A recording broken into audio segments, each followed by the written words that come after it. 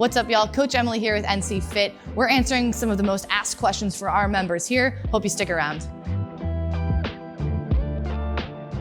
A question I get often is, should I be working out every day? Or, hey coach, how many days a week should I come in and take class? Quick answer is we should be moving every day, but the intensity will vary from day to day.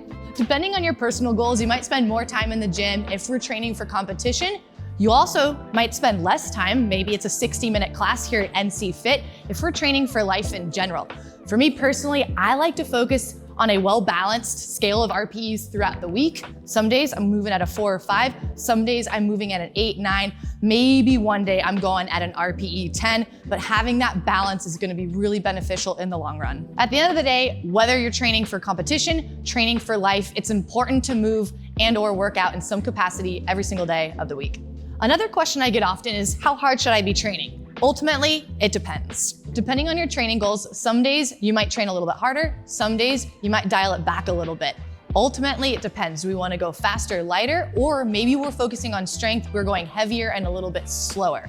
If you are newer, it's really important to focus on the mechanics, the consistency, and then the intensity. Your specific training goals will help guide and dictate you for those different intensities from day to day. It still is really important to utilize that RPE scale though to find a well-balanced week so we avoid overtraining, but also allow ourselves to really push that threshold a little bit from day to day.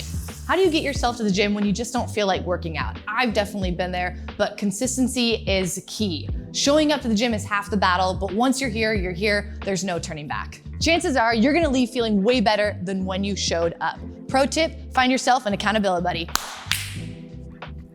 How often should you play new sports or do an active hobby outside of the gym? I'm a huge fan of getting outside the gym as often as possible. Heck, what's the point of getting strong and fit in here if we're not utilizing it outside the gym? You'll probably find that the skills and the strength you've developed in the gym carry over into any new activity you try outside of the gym. It might even challenge you a little bit further, and it will inspire you to progress those skills and those strength pieces in the gym as well. I challenge and encourage you to try something new. Maybe it's pickleball, maybe it's jiu-jitsu, heck, maybe it's just going out on a hike, getting outside. I promise it's gonna pay off. How do you properly warm up for training?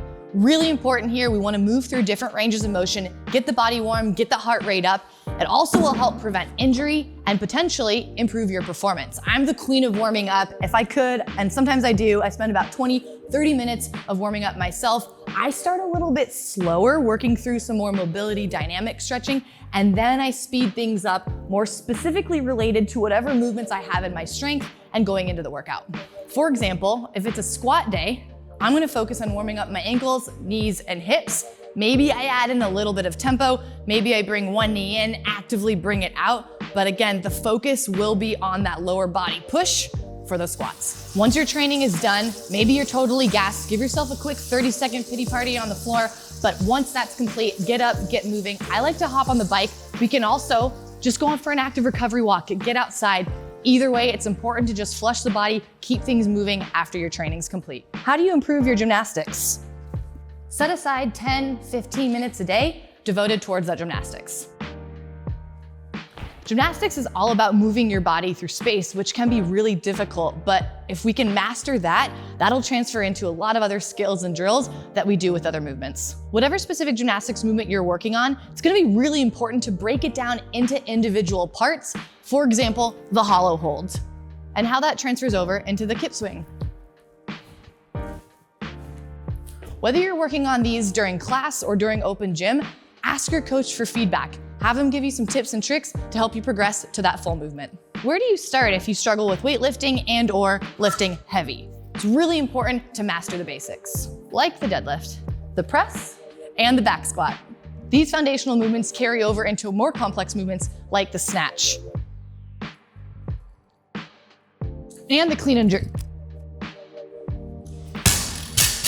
Last but not least, it's really important to master those mechanics, keep the mechanics consistent before we add or increase the load and or intensity. Thanks for sticking around. If you have any specific health, wellness, training questions, comment them below and we'll do our best to feature them in the next episode.